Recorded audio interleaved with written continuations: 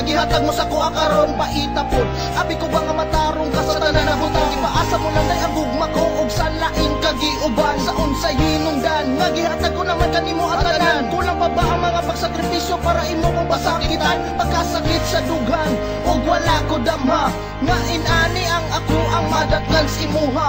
Gipalang gataka kay gihigog mata ka, pero wala ko damha nga mubiya kas ako ug sa karon wala gyud pag-asa nga mubalik kas ako ay padayon ko na lang gyapon ang gugma bisan wala na ka. Pero nga